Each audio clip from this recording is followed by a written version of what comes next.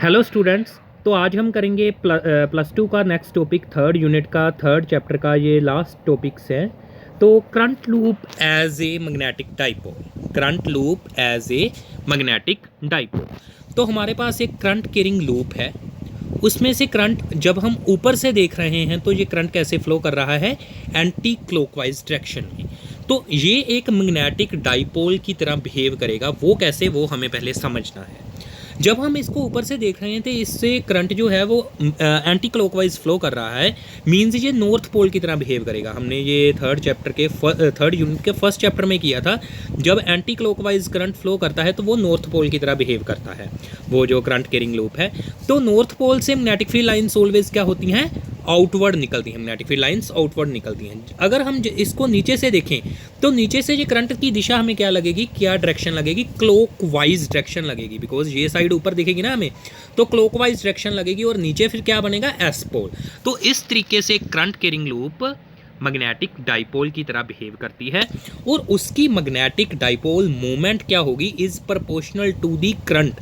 जितना इसमें से करंट फ्लो करेगा उसके प्रोपोर्शनल होगी उसकी magnetic dipole moment. This magnetic dipole moment is also proportional to the area of cross section of this current carrying loop. इस लूप का कितना एरिया है उस पर भी डिपेंड करेगी इसकी मैग्नेटिक डाइपोल मोमेंट। सो हम दोनों फैक्टर्स को कंबाइन करेंगे, प्रोपोर्शनलिटी साइन हटाएंगे, यहाँ पर एक कांस्टेंट आएगा के की वैल्यू होती है 1।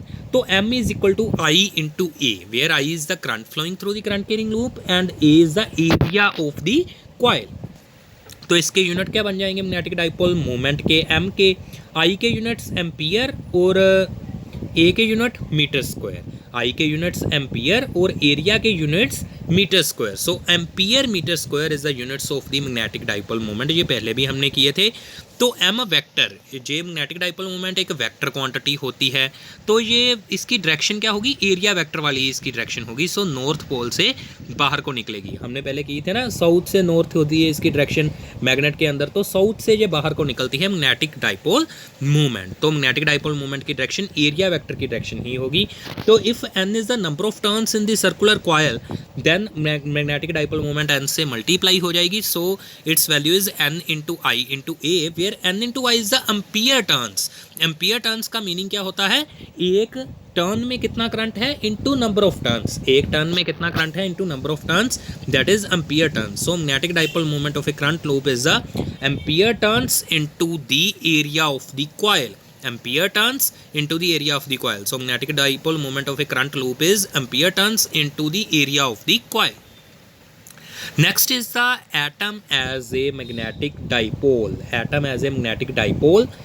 Magnetic dipole moment of a revolving electron. तो एक एटम में इलेक्ट्रॉन्स न्यूक्लियस के अराउंड रिवॉल्व करते हैं। तो इलेक्ट्रॉन क्या होता है, एक चार्ज पार्टिकल। जब भी चार्ज पार्टिकल रोटेट करेगा, मोशन में होगा, तो क्या क्रिएट करेगा, मैग्नेटिज्म क्रिएट करेगा, means magnetic dipole moment create करेगा। तो अब हमने ये देखना है कि एटम एक मैग्नेटिक डाइपोल की तरह किस तरीके से बिहेव करता है और उसकी मैग्नेटिक डाइपोल मूवमेंट कितनी होती है due to the revolving electron. In an atom electrons revolve around nucleus and as such the circular orbits of electron may be considered as small current loops. उस circular orbit को हम एक current loop consider कर सकते हैं। Due to this atom possess magnetic dipole moment. इसके motion की वजह से, इलेक्ट्रॉन के सर्कुलर ऑर्बिट में मोशन की वजह से उसके हम क्या बोलेंगे कि atom possess magnetic dipole moment and hence behave as a magnetic dipole की तरह बिहेव करेगा। अब हम उसकी मैग्नेटिक मोमेंट को कैलकुलेट करेंगे एटम की। तो हमने एक एटम कंसीडर किया जिसके सेंटर में एक पॉजिटिव चार्ज है, उसके अराउंड एक इलेक्ट्रॉन घूम रहा है ऐसे एंटी क्लॉकवाइज डायरेक्शन में। तो हमने इसकी ये फाइंड आउट करनी है मैग्नेटिक मोमेंट।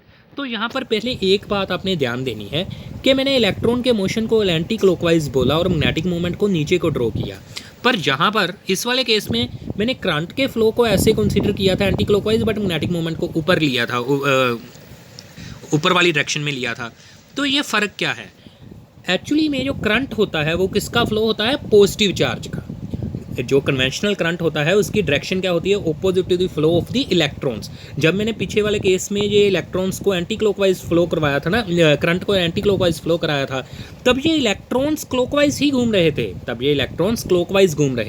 तो इसकी वजह से मैग्नेटिक मोमेंट ऊपर को बनी थी। बट इस केस में जो हमारे इलेक्ट्रॉन्स हैं वो एंटी क्लॉकवाइज घूम रहे हैं, तो इसकी मैग्नेटिक मोमेंट जो है वो डाउनवर्ड डायरेक्शन में बनेगी, अपवर्ड डायरेक्शन में नहीं बनेगी। तो ये जो L है ये इसकी क्या है, एंगुलर मोमेंटम। ये +1 में आता है इसका टॉपिक, एंगुलर मोमेंटम। ये क्या होती है, mass into velocity into radius.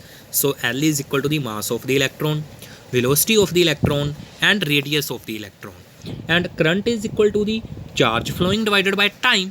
ई चार्ज फ्लो कर रहा है t टाइम पीरियड में, E by t is the current. So t is equal to the जो टाइम पीरियड है वो किसके इक्वल होगा, circumference divided by velocity, because हमें पता है velocity is equal to the circumference 2πr divided by time.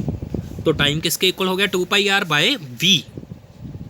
तो अब हमने क्या किया, आई की वैल्यू e एंड 1/t को पुट कर दिया v/2πr। अगर हम इसका रेसिप्रोकल कर दें तो ये क्या बन जाएगा, v/2πr। तो i is equal to the e into v/2πr, ये बन गया। तो ए की वैल्यू हमें पता है, एरिया की वैल्यू क्या होती है, πr²। इसका एरिया कितना बन जाएगा, πr²। एरिया कितना बन जाएगा इसका, πr²। तो हमने क्या किया, magnetic dipole moment of the atom which is equal to m is equal to i into a, उसमें ये वाली करंट की वैल्यू e इंटू v/2πr और ये वाली एरिया की वैल्यू पुट कर दी। पाई से पाई कैंसिल, r से एक r कैंसिल, ये हमारे पास बच गया e into v into r/2 is the magnetic dipole moment of the atom. अब हमने क्या किया, तो हमें पता है v into r is equal to L/me, because m into v into r is equal to L होता है, तो v into r is equal to L/me। तो हमने इसकी वैल्यू पुट कर दी v इंटू आर की, दैट इज L/me, L/me आ गई। तो दोनों तरफ वेक्टर लेंगे, तो vector quantity m vector is equal to -e2 into me into L vector. ये माइनस कहाँ से आई, ये आप ध्यान से देखिए पहले ऊपर। माइनस इसलिए ली because magnetic dipole moment and L इन दोनों की डायरेक्शन ऑपोजिट है। ये जो L वेक्टर होता है ना, एंगुलर मोमेंटम, ये मास के हिसाब से होता है, चार्ज के हिसाब से नहीं होता। ये मास एंटी क्लॉकवाइज घूम रहा है, मास एंटी क्लॉकवाइज घूमेगा तो एंगुलर मोमेंटम अपवर्ड डायरेक्शन में ही होगी, ऊपर को ही होगी। ठीक है जी। सो हमारा ये मैग्नेटिक डाइपोल मोमेंट आ गई हमारी E/2me into L vector. m is opposite to L vector, electron as negative charge होता है तो m की डायरेक्शन ऑपोजिट है L वेक्टर की। According to Bohr's theory, angular momentum of an electron in a stationary orbit can have only those values which are integral multiples of h/2π।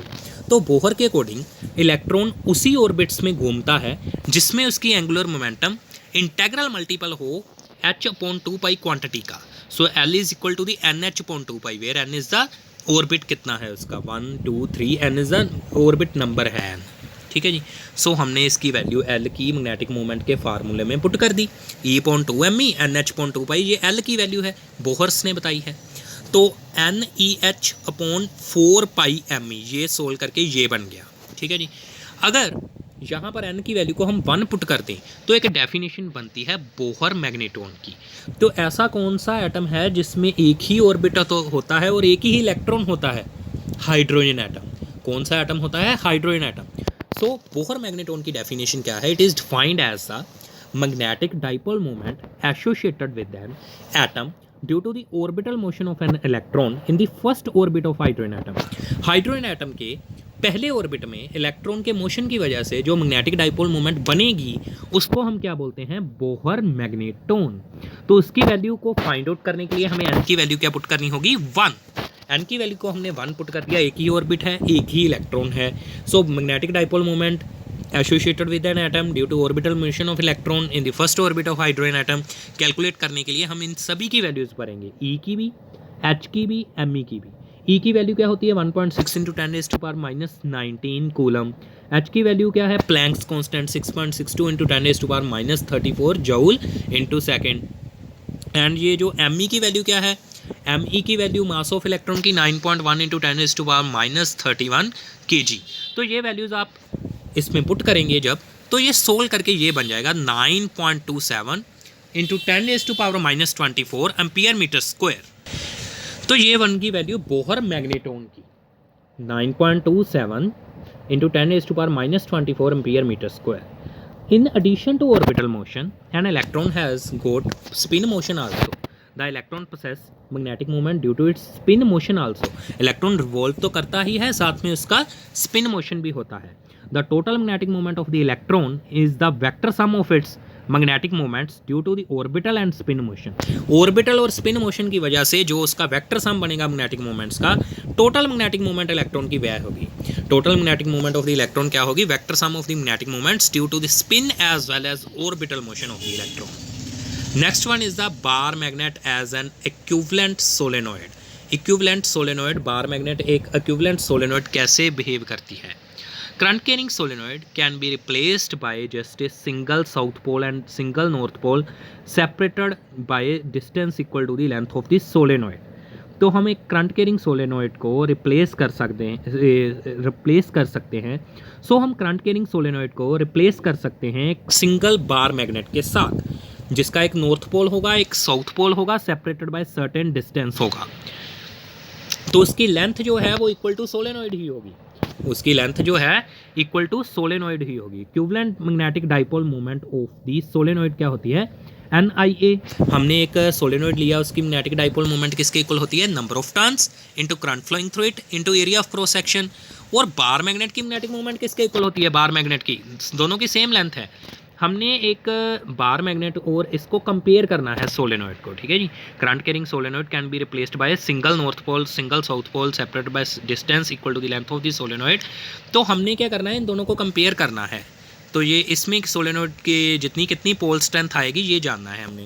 तो इसकी क्या होगी? M into L is equal to N into I into A. So M pole strength इसकी किसके equal बन जाएगी? NIA upon L. सो हमारा जो ये पोल बन रहा है इसकी पोल स्ट्रेंथ क्या होगी? M क्या होगी? NIA upon L. N is the number of turns in the solenoid, I is the current flowing through it, A is the area of cross section of the solenoid, L is the length of the solenoid. तो ऐसे हम उसकी pole strength को calculate कर सकते हैं. So bar magnet and solenoid equivalent ही हैं एक दूसरे के इस रिलेशन के अकॉर्डिंग. तो जैसे आप मैग्नेटिक फील्ड लाइंस भी देख सकते हैं, बार मैग्नेट की भी मैग्नेटिक फील्ड लाइंस ऐसे ही नॉर्थ से निकलती है साउथ की तरफ एंटर करती हैं, और बार मैग्नेट की भी ऐसे ही करती हैं. So magnetic field produced by bar magnet is identical to that produced by the current carrying solenoid. दोनों की magnetic field जो है वो similar ही होती है. तो Gauss line magnetism ये very important है, हमने electrostatics में किया था. Gauss law magnetism क्या है? Surface integral of magnetic field over a closed surface is always 0. अगर हम मैग्नेटिक फील्ड का सरफेस इंटेग्रल किसी क्लोज्ड सरफेस पे कर दें तो उसका आंसर क्या होगा? 0. बट इलेक्ट्रिक फील्ड में ऐसा नहीं था. इलेक्ट्रिक फील्ड में गोज लाइन इलेक्ट्रोस्टैटिक्स ने क्या बताया था? Surface integral of electric field over any close surface is equal to the 1/ε0 times the total charge enclosed by that surface. Q upon ε0 था. बट यहाँ पे ये 0 आ गया. क्यों आया ऐसे? बिकॉज अगर हमारी सरफेस जो है वो क्लोज्ड है तो उसके अंदर मैग्नेट के अगर पोल्स हैं NS, तो अकेला पोल उसके अंदर नहीं एग्जिस्ट हो सकता. आइदर नॉर्थ या साउथ पोल नहीं एग्जिस्ट हो सकते, दोनों इकट्ठे ही होंगे. जितनी मैग्नेटिक फील्ड नॉर्थ से बाहर आएगी उतनी ही साउथ के अंदर चली जाएगी. तो सरफेस इंटेग्रल मैग्नेटिक फील्ड क्या हो जाएगा? कैंसिल हो जाएगा, 0 हो जाएगा. क्यों ऐसा हुआ? क्योंकि नॉर्थ पोल में जितनी मैग्नेटिक फील्ड बाहर आ रही है उतनी ही उसके अंदर आ रही है, इसीलिए उसका surface integral of magnetic field क्या हो गया? 0 हो गया through a closed surface. Because close surface के अंदर दोनों पोल्स इकट्ठे आएंगे और isolated magnetic pole does not exist. Isolated magnetic pole कभी भी एग्जिस्ट नहीं कर सकता. इसलिए गोज लाइन मैग्नेटिज्म क्या बताता है? Surface integral of magnetic field is equal to the 0 over a close surface. इसके कॉन्सिक्वेंसेस क्या निकलते हैं? If the number of magnetic field lines are leaving a close surface and equal number of lines must be entering the surface, magnetic poles exist in unlike pairs of equal strength. So magnetic poles जो होते हैं वो unlike pairs होते हैं, north south होते हैं, but उनकी strength क्या होती है? इक्वल होती है. तो इसके साथ हमारा थर्ड यूनिट का थर्ड चैप्टर कंप्लीट होता है. इस वीडियो को 1 से 2 बार रिपीट करें कम से कम. Thank you for watching this video, और इस वीडियो को शेयर कर दीजिएगा. Thank you.